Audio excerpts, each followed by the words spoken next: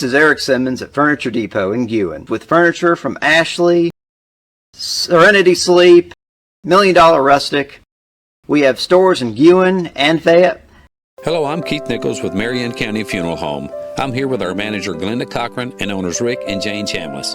It has always been our purpose to provide the most caring and compassionate service we can at the most reasonable prices. So we feel it imperative to offer a pre-need option that will fit the needs of the people and area we serve. So why should we pre-plan? To make sure your wishes are met, provide peace of mind for you and your family, to relieve hurried and impulsive decisions at one of the most difficult times in our lives, to also relieve a great financial burden on our family. We plan for a number of things in our lives, so let's not forget one of the most important, our final arrangements. For a limited time, we're offering your choice of a $6,495 service or a $6,995 service.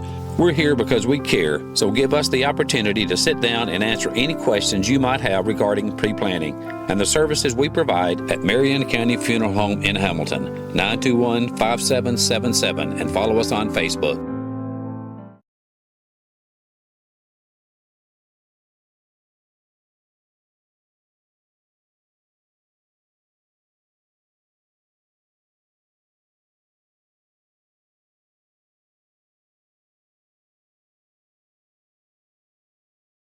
Tom Bigby Electric Cooperative was formed for the need for electricity to the local citizens that were living in the rural areas of Marion, Lamar, and portions of Fayette counties.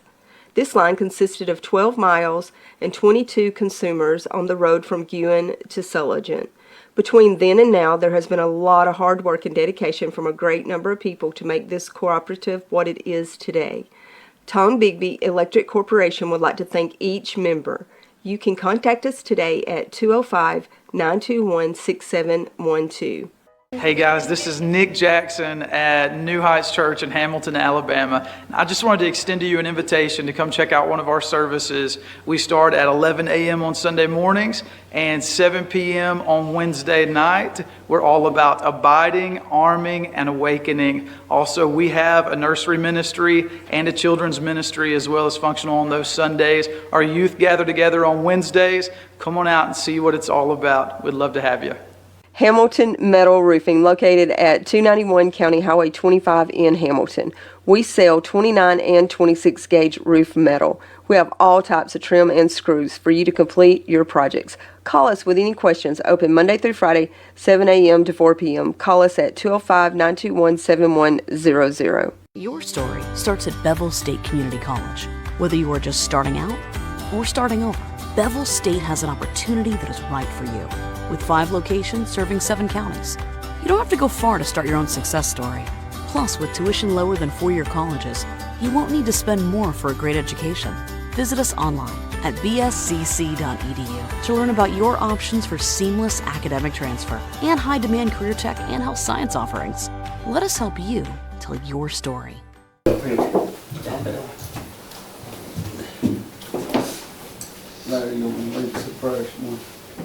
Father, we want to thank you for another day of life, and Father, we just pray that as we enter in this meeting today, that in Proverbs we read where to let the words of our mouth and the meditation of our hearts be acceptable in thy sight, O Lord, our strength and our Redeemer. Lord, I pray as we do go into this meeting that the things that we say and do would be what's best for the constituents of Marion County. Father, that you just always bless us and help us to do the things that's right. Lord, forgive us where we fail you. For somebody's name I pray. Amen. Amen. I pledge allegiance to the flag of the United States of America and to the republic for which it stands, one nation, under God, indivisible, with liberty and justice for all.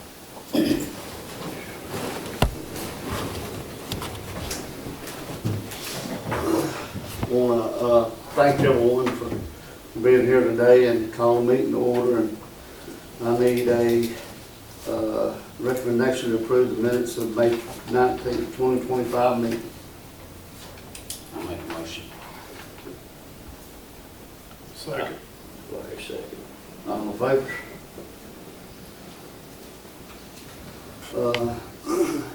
Need a recommendation to approve the accounts payable.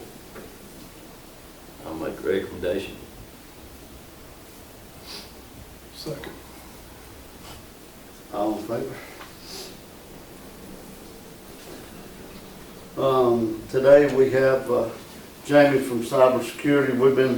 We've had it on the agenda and we sort of just missed and everything, but he's sort of going to talk to us a little bit about some of the things that happen with or ways that our computer systems can be attacked through cyber stuff. And so Jamie, if this time if you would, you come sort of. Sure. Be happy to, but thank y'all for having me. I'm sorry our wires have gotten crossed a few times there. It's been a mess. Recently, nationally, you may have heard in the news, just a couple counties over from here, there was a pretty major ransomware attack, and I spent 48 hours straight there with them after that happened, running on caffeine and prayers. So we were getting things operational again. We got them back to a good state, but the problem's getting worse, and I am the founder of OTM Cyber. We're headquartered in Huntsville, Alabama, and we provide managed cybersecurity services for government agencies. That's our main focus. We help protect most of the 911 agencies in the state. That's where a lot of our focus is, and most of the sheriff's offices now in the state we're working with, either directly or indirectly as well. And I was invited to come here today. We started working with 911 here in Marion County, talk a little bit about what we're seeing, what's facing county seats and counties nationwide, and some things y'all can do about it. And I don't know if any of y'all heard about anything in the news, anything you had questions about with any of your neighbors, anybody seen any issues recently? I remember the presentation you done at 911 and the things that you had explained to them, and I think that would be helpful for these guys to know just how it's done, and you know, like you talked about, you know, they come in and maybe hack in there and really don't change any of the format or anything with the way our computer system operates. They just sort of stay low and gather information and stuff like it until it's... Yeah. That's the bigger issue, right? Most of the cyber attacks you hear about today are the ones that make the news because it was obvious, right? Mm-hmm. Stuff quit working, you know, stuff broke, you lost access to your data, they did the ransomware and they wanted money to get your stuff back. But the bigger stay awake issues for me at night are what we call lay of the land attacks, and that's what we're seeing most common today. Anybody that's affiliated with government in any kind of way across the country is a target, especially small counties, small cities, small agencies. These folks are looking for low-hanging fruit. And a question I get a lot of, why do they care about me, right? And I had a similar conversation with Marion County, Mississippi recently, and they're pretty small. And why do they care about me? Because you're an easy target, right? And that's where they tend to draw the line. But why it's happening, number one, we saw a shift in the last 10, 15 years or so. And to give you a little background on me, I grew up on a farm in South Mississippi, still live in Mississippi, but we're headquartered in Huntsville. And then I joined the military and did cyber warfare in the U.S. Air Force for several years before I got into what I'm doing now. And what has happened is we've seen a major shift in the way wars are fought. You've probably seen Russia in the news and Ukraine, all the stuff going on with China and all that. It's not news to anybody anymore. But these countries, these foreign adversaries, they know on a tit-for-tat 1-to-1, they lose, right? In an all-out war with the U.S., us versus Russia, Russia knows they're going to lose. China knows the same thing. So what they've done is this pivot to asymmetric warfare. And what they do with these lay-of-the-land attacks is they slowly, carefully, methodically embed themselves into computer systems nationwide, and they do absolutely nothing. They sit on their hands and they wait, and they wait. They may wait years, they may wait months, and they do nothing, right, except wait. And then when something happens, right, where we end up, firing shots at each other, they weaponize this thing. And the idea is that they shut down critical infrastructure across the United States where you can't fix issues anymore, you can't pay people, you can't answer 911, the sheriff's department can't dispatch, MDTs quit working in cars. Then what happens, we've seen this with natural disasters, Americans panic. Anybody else would too. And then they guess, right, that the U.S. government will have to divert resources internally to deal with our own issues at home, and that'll be less resources we have to devote to fighting an international war in somebody else's land. And these are the issues that keep me awake at night. It's not the ransomware stuff that shuts your computer down and the hackers won't you to pay Bitcoin to get your stuff back. That happens, right? I get it. But what keeps me awake at night is this stuff where we don't see it yet, and we may not for several years. And these low-hanging fruit opportunities. And we're seeing some of those come to fruition. There was a situation recently out of New Orleans where they were having some weird issues on the radio communications in the city and with the PD. And like, what's going on? And then some research indicated that, there was some interference going on the signals because Chinese had embedded themselves into a neighboring utility company and were using the radio communications just as a test bed. They were just testing some stuff. Didn't intend to get caught, but they showed their hand. And then even beyond that, we had a situation recently where we discovered a common piece of software everybody uses for their CCTV cameras. It's called the NVMS 5000. And if you got cameras, most of the folks around the country have got CCTV cameras on their buildings, courthouses. This software was involved in some way. We discovered that the software was built by a Chinese company, distantly, being resold by American companies, and they had put some code in there so that it would phone home once a month. Very small packet. You didn't see anything abnormal. Software still worked. Did exactly what it was supposed to do. And we discovered that it was phoning home, and as we got to digging into it, we realized it was a back door. It was one of these situations where it beacons out, real quiet, waiting for them to hit the big red button, and then they could use that software and take over the whole computer system. So we published it, and I started getting calls from the FBI, from CISA, from the Department of Homeland Security, from the Secret Service. And I finally asked one of the agents, I said, why are y'all so focused on this? This can't be news to you. It shouldn't surprise you. And the response I got was, well, we use the same software in every element of the federal government. We've been using it for the last 15 years. So the federal government's not immune to it either. The software that we commonly use, that we download off the internet, that we're using to pay people, that we're using to watch our cameras, a lot of it has got issues, right? And right now we're in this war of trying to root this stuff out. And that's really what OTM Cyber is focused on. We watch the watchers, right? We install software and programs that monitor that traffic in and out of your computer networks and what goes on with your computers, what goes on with QuickBooks, and we look for those little bitty, this is weird, right? This isn't normal, this shouldn't be a part of what's going on. And we're trying to root these folks out, right? This is an uphill battle nationwide, and it's going to continue to be for a long time. But I think the most important thing we can do today is start talking about it. If we talk about it, and if we recognize it, and we have conversations about it, then it makes it that much more difficult in the long run for folks to continue to do what they're doing and to do these attacks, right? Albert Einstein said, I don't know what World War III will be fought with, but World War IV is going to be fought with sticks and stones. World War III is going to be a cyber war, if it hadn't already started, 100%. It's already kicking off. We're seeing it everywhere, right? Now we're using drones, and they're hacking into the drones, and they're crashing the drones into stuff, and they're shutting down emergency communications. And we see it in Ukraine. The Russians shut down the power for 3 days just to see what would happen. And people go problem. They go back, they go crazy. I lived through Hurricane Katrina on the Gulf Coast when that came through, and I saw it then firsthand. What do people do when their normal way of life is completely disrupted? They go back to their instincts. They start killing people over ice in the parking lot of Lowe's. We saw that kind of stuff. We're so ingrained with technology today, the same thing's going to happen, I'm afraid, when this stuff happens. So we're helping people have conversations. How do we segment? How do we protect ourselves? How do we make sure we're backed up? How do we make sure we can still field work orders when stuff comes through? What about our computer-based equipment that we have now on the CAN bus systems that are operating tractors and skid steers? I've got a lot of skid steers in the side business. We do a lot of cleanup stuff too. And I demonstrated recently by hooking up to the diagnostic port, I could take over the controls, the hydraulic controls on a Kubota SVL 97-2 real quickly, right? In a short order of time. Nothing's immune anymore. Everything's got a computer in it. From the hospital to the car in the parking lot, everything's a computer now. And unfortunately, the internet wasn't designed with security in mind from the ground up. It should have been, but it was an afterthought.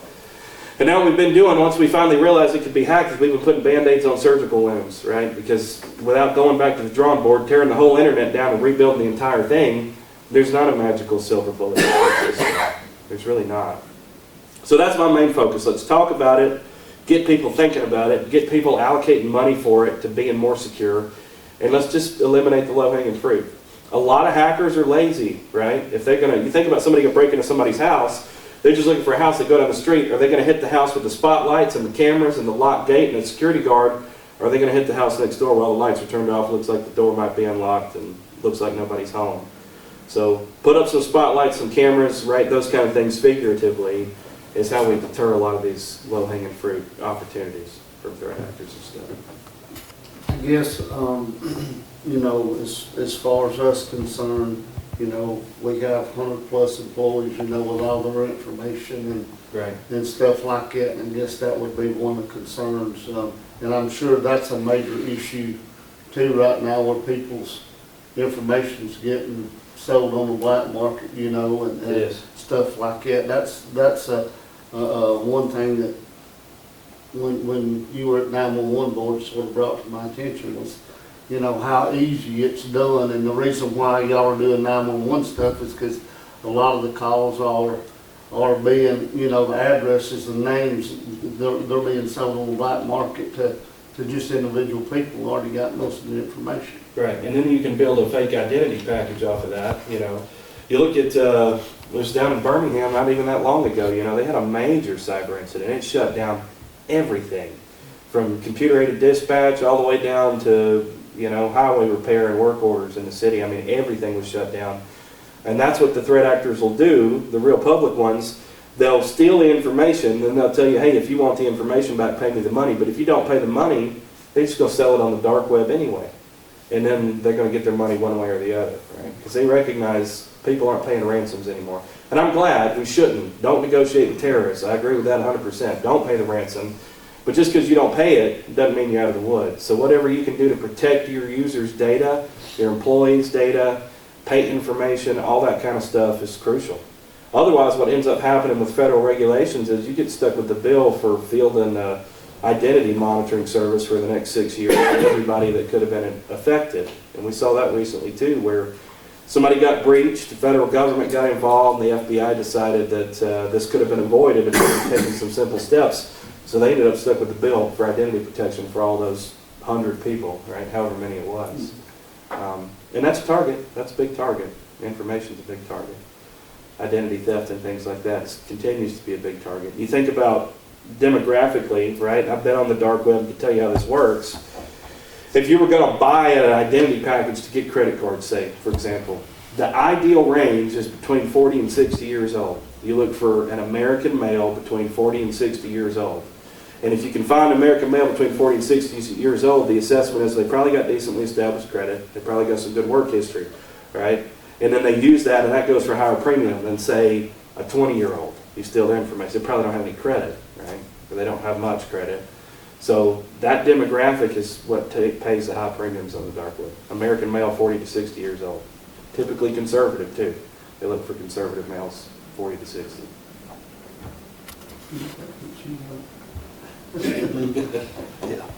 Better go check, make sure your name's there. Have y'all got any questions for him? I was pretty much intrigued, and he said that, and Augie said, I think you and Augie had met down at a 911 seminar or something. Yeah. And there's an annual one on the coast we go to every year. Some about the, you know, as many's coming in. The United States has got that many going out. It's true. So I've got a chart that shows, you know, the number of countries that get attacked, right, and it ranks them. And it starts like lowest, some of the smaller African countries, and then down at the bottom, the largest attacks perpetuated against was the United Kingdom, right down there. And you look at this chart, and there's about 50 countries, and you pause, you say, wait a minute, the U.S. isn't even on there. And this is like several billion cyber attacks per year. And then the next slide shows that all of those combined only make up 2% of how many are perpetuated against the United States on average. But then I also ask people, what's the #1 country that conducts the most cyber attacks in the world? And a lot of people say China, Iran, Russia. It's the United States, right? We're doing it back just as much as they are against us. And granted, right, it just depends on whose side of the field you're on, right, as far as who's the good guys. But I'm all for it. I think these hackers that are messing up infrastructure, now with U.S. Cyber Command, the United States government is hacking back, and I'm all for it. The best defense is a good offense, right? And we're finally starting to turn the cards as a nation. One of the reasons I separated from the military when I did is I felt like we were behind the curve in terms of cyber defense. Our offense capabilities were phenomenal, but we were like an M&M. We had this hard, crunchy exterior, but once you got in, man, there was stuff that was 20 years old that wasn't updated, even in our military infrastructure. Stuff that really needed to be maintained, and I got disaffected and said, money's being put in the wrong way. You want us to go do PT for 2 hours every morning, and you just spend $2 million on Humvees that we're not going to drive, but you won't buy me laptops for everybody that I've got in my operations center. I said, the priorities are wrong. And that was one of the reasons I separated. But to their credit, that has changed. I've seen a pivot on the federal side of priorities being shifted and focused. They just did it after I got out. But having a conversation here, the federal government's not going to come save you right at the end of the day. The situation, I worked in Morgan County, that we called the federal law enforcement, told them what was going on. They didn't come. They didn't show up to help fix it. Their job is to put the bad guys in jail, but they're not going to help you fix your stuff. And they made that clear. And I fully expected that. I understand their role. But it's really up to us to protect our own data. The state's not going to do it for us. Feds aren't going to do it for us. Well, you answered one of my questions. If you started today, you could come in and check, see if anything's been done. Yeah. Okay, now and I didn't tell you bring it up about the equipment. Okay, you're totally right. I mean, we got equipment where they can sit in Birmingham and talk to us over the phone and reprogram our equipment. Right. They're all over the air now. So I guess my question is, what's the price tag for the county? Sure. Including all the equipment? It's going to take an additional conversation, probably. We need to get an understanding of your assets. What do you have? And each make and model's a little different too, right? The way the Kubota over-the-air updates is a lot different than the way New Holland does it, right? John Deere's different than that. So it depends on how these things go, but the main focus is let's get visibility on all of it first. We need to see the communication that's happening, and then once you get visibility, you can say, okay, we need to do something about that, we need to do something about that, we need to do something about that. The problem right now is none of it's designed where you can see what's happening. You can't see what's talking to what. You can't see it. So that's where we start. Our core service is called Vanguard. Let's just get visibility on everything. Seeing it is 100% of the game, right? You can't hit a target if you can't see the target. And that's where we start. And then from there, we'll pivot down. Okay, we need to change this service. We need to change the way we're doing over-the-air updates here. We need to lock this down over here, right, based on what we see. And that's typically how that starts. Now, the way we price that Vanguard service for visibility, we got 4 tiers.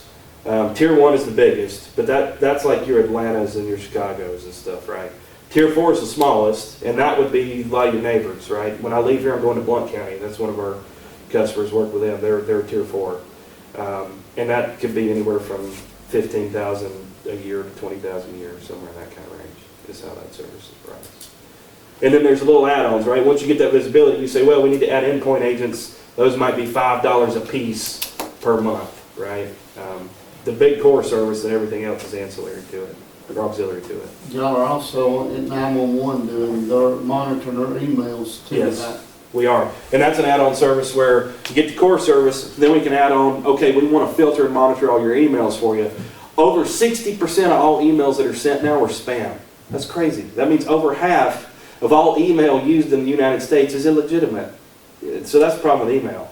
So that's an add-on service to the core service. We hook up to your email service. We set up spam filters, phishing filters for stuff coming in and out. It also gives us the ability, if we realize later, you had a malicious email sent to you, Tim, for example, and then it gets forwarded over to you, we can go pull it out of both your inboxes, right? We realize later that, oh, that wasn't who they said they were. There's ways to rectify it. What's the number one way most of your amateur people hack? Would it be through an email? 100%. You just click on something and open it up, and when you open it up, they just... Yeah. Number 1 is email. Close second, number 2 is now getting to be removable media and unpatched systems, so systems that aren't updated in flash drives. But number 1 is email, 100% email, 100%. We saw the Mississippi Department of Transportation get compromised recently, and they sent an email once they got hacked to ALEA, the Alabama Law Enforcement Association, and they sent it to all the county commissions, and within 5 minutes, it had jumped 2 states and hit 100,000 people. You know, I mean, that's how quick that can happen. And it had a link that said, you need to click here to look at this file. You click the link, it takes you to a login page where it wants you to log in, but it's a fake login page. Once you put your credentials in, it doesn't do anything. and they just stole your username and password. That's all they did. And then they get into the next one, they do the same thing. They keep sending it out, sending it out. Before you know it, within a day, it's across the whole country. It doesn't take long at all. But that's number one, email. Number two, flash drives. Are you familiar with Tom Bigby Electric down here at Company? I am. I'm familiar with them. I haven't had any direct conversations with We them. went down there several years ago, I think, me and Ken, just us and a couple more, and they had a screen big as those doors back there, and Yeah. they were showing a cyber attacks where all, you ever seen that on the I have the screen? threat maps they pull up. Yeah, Yeah. I mean, it's just like you're sitting here watching a war, Mhm. back and forth. You see pinging here, Yeah. and the different colors I indicate mean, different it's protocols. like you said, it was like hundreds of thousands of them just every second Mhm. going to hit the United States. And those are just the ones we catch. Those are just the ones Yeah. we see, you know? But they've got that system set up at Tom Bigby. I wish these guys could see it, how, you know, how many times Yeah, you did. Don't you have a, I do. I could plug it in this TV right here if you want me to right now, if you want to see it. I don't know how much time we got. I don't want to take all y'all's meetings. God, is that TV workable? Ain't nobody hacked it yet, have you? Give me 5 minutes. How we can get it on is a whole different story. That's okay. We don't have to, but I've got one. I could show you the same thing. Live threat actor maps, and we have a SOC, a Security Operations Center, and it's screens around with the stuff going, and we're That's the way watching that it. gone down there. It was amazing how Yeah. many attacks that they was doing and where they was coming from too. Yeah, it'll surprise you. A place like the Seychelles Islands off the coast of Africa and stuff you would never expect, you know, all that kind of stuff. It comes from there. I'd say the next step, get us a package together and Sure. look at it. Yeah, just talk with Scott and he can sort of, Okay. we're gonna change to some software upgrades here in the next month or two, hopefully, and just try to, I think the package so far that you're doing for 911, I think it'd be beneficial, especially for this office, you know, to try to protect, you know, what they do and stuff like that. Sure, sure. At the end of the day, right, we all gotta live here and we just wanna help, right? Right. I'm not trying to get rich off of small counties in Alabama. I mean, our closest competitors charge us $65,000 a year regardless of size, right? So, you know, we're just trying to help. We all gotta live here and I still wanna be a part of the solution. That sense of duty, you know, carries over, and we'd love the opportunity to help you however we can. Whether it just be more conversations, we do trainings. We even do the phishing tests, right? Where we send out the email for you and we'll tell you who clicked it and how many times. So we do all that too, right? You'd rather them click one that's not going to hurt them than click one that will. So we got all those options out there too. But I can definitely do it. Get your information and go from there. I appreciate you, Jamie, for coming. Sorry we've sort of missed each other, but No, I'm I just sorry. felt it would be good because I was sort of impressed with what you've done down at 911, and I just feel like, you know, this office is the hub of this county, and everything flows through this office. So, you know, we need to look at trying to be a little secure with the things, the information we have here in office. Sure, just the fact y'all are talking about it says wonders, right? You're already ahead of the game just because you're having conversations. So. Well, I appreciate you coming today, Jim. Sure, thank y'all. Appreciate your time, and sorry we got our wires crossed, but glad to finally catch up with you. So. You're fine. Next on the agenda is recommendation to approve transfers of $402,607.67 from capital improvements for the jail project. Just get us paid out. Hey Scott, you want to explain that? Will this get that portion paid off? It's not quite all of the construction. There's going to be some residual bills come through, but it's about at the end. And this is within our budget.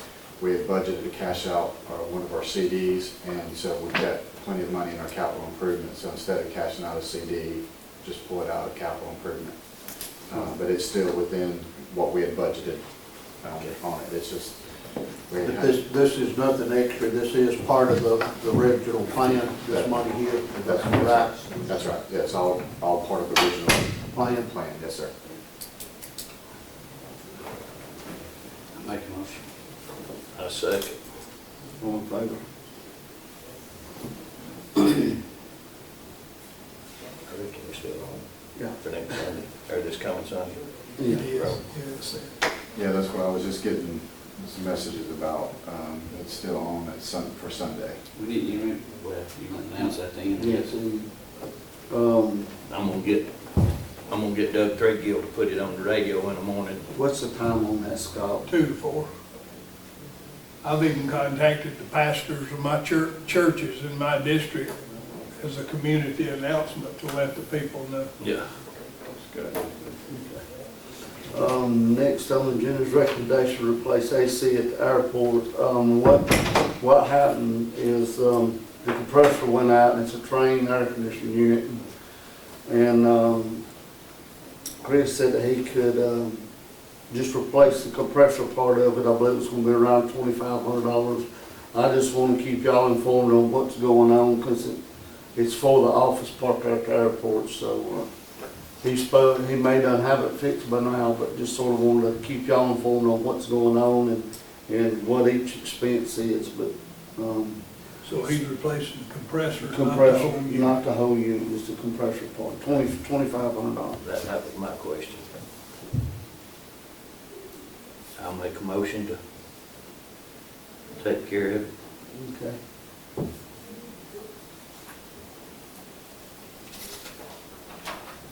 Second. All in favor? Number 7, I guess y'all have seen, the city of Hamilton, Scott, can you sort of explain what they're going to try to do as far as passing that parking ordinance or what have you, and how will it affect the employees and the people going in and out of the courthouse? Yes, sir. My understanding is they're going to start enforcing a 30-minute parking at the courthouse. They're going to implement it maybe a month or two to get everybody acquainted to it. But so the parking in and around the downtown area, they'll probably come by. And typically what they do is chalk a car and see how long it's been there and come back and check it and issue parking violations. But it's going to be, my understanding is for that downtown area. So their hope or their thought is to free up the parking, some for the courthouse and obviously a lot for the merchants downtown. But I think they just have talked about it and have implemented this trial phase. We'll see where that goes, but that's my understanding of what they're going to do. I think what I read in the paper, unless I misunderstood it, like the first month would just be a warning. Is this just for the courthouse square, or is it on the opposite side where the lawyer offices is and the title people? Is it on the other side, you know, like where Nelson and them office was? That's my understanding. It's going to be there. And Both sides of the street around the courthouse, then it won't just be for the courthouse square, right? yes, sir. I think it worded downtown parking, so that's, I think it'll extend on down towards Down the past, high school, yeah. down there. And another thing people may not understand, the county does not own those streets. That's The right. county does not start to the sidewalk. So, Yeah, and I think that's what, you know, the main reason us discussing is because when somebody gets a ticket, they want to come to the county and say, well, I was at the courthouse and got a ticket. We have nothing to do with that. That's all city stuff. It's 100% in their control. So, and it's a little unhandy, but they do have the parking lot. It'll be to the west, southwest of the courthouse too, I mean. That's right. it'd be nice if we could find some land to build a parking deck and just, well, if we can never get the court system over at the jail, it'll free a lot of that parking up. yeah. Yep. And I don't know, we may have to address it about the parking employees at the courthouse, Mhm.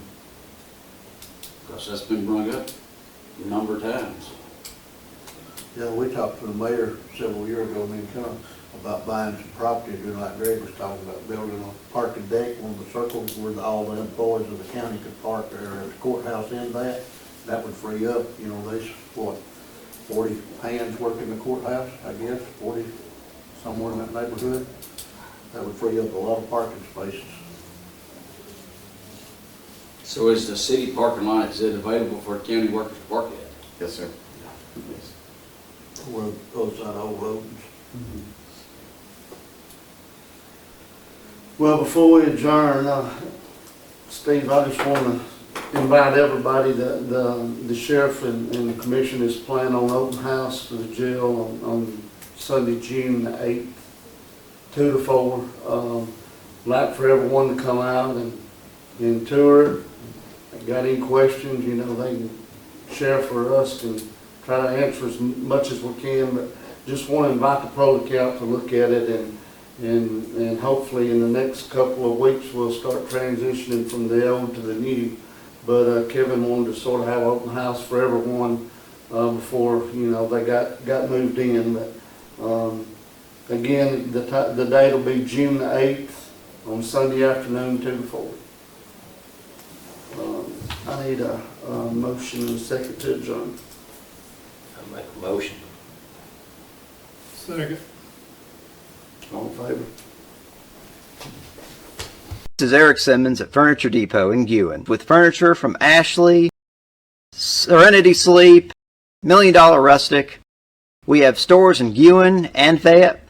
Hello, I'm Keith Nichols with Marion County Funeral Home. I'm here with our manager Glenda Cochran and owners Rick and Jane Chambliss. It has always been our purpose to provide the most caring and compassionate service we can at the most reasonable prices. So we feel it imperative to offer a pre-need option that will fit the needs of the people and area we serve. So why should we pre-plan? To make sure your wishes are met, provide peace of mind for you and your family, to relieve hurried and impulsive decisions at one of the most difficult times in our lives, to also relieve a great financial burden on our family. We plan for a number of things in our lives, so let's not forget one of the most important, our final arrangements. For a limited time, we're offering your choice of a $6,495 service or a $6,995 service. We're here because we care, so give us the opportunity to sit down and answer any questions you might have regarding pre-planning and the services we provide at Marion County Funeral Home in Hamilton, 921-5777, and follow us on Facebook.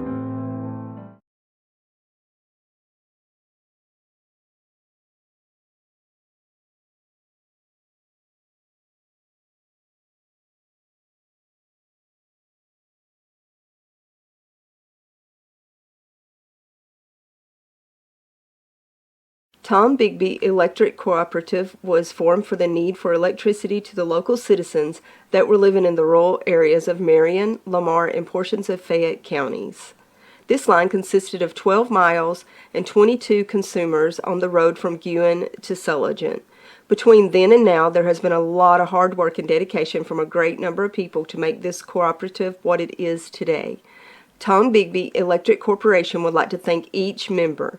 You can contact us today at 205-921-6712. Hey guys, this is Nick Jackson at New Heights Church in Hamilton, Alabama. I just wanted to extend to you an invitation to come check out one of our services. We start at 11 a.m. on Sunday mornings and 7 p.m. on Wednesday night. We're all about abiding, arming, and awakening. Also, we have a nursery ministry and a children's ministry as well as functional on those Sundays. Our youth gather together on Wednesdays. Come on out and see what it's all about. We'd love to have you. Hamilton Metal Roofing, located at 291 County Highway 25 in Hamilton. We sell 29 and 26 gauge roof metal. We have all types of trim and screws for you to complete your projects. Call us with any questions. Open Monday through Friday, 7 a.m. to 4 p.m. Call us at 205-921-7100. Your story starts at Bevel State Community College. Whether you are just starting out or starting over, Bevel State has an opportunity that is right for you. With 5 locations serving 7 counties. You don't have to go far to start your own success story. Plus, with tuition lower than 4-year colleges, you won't need to spend more for a great education.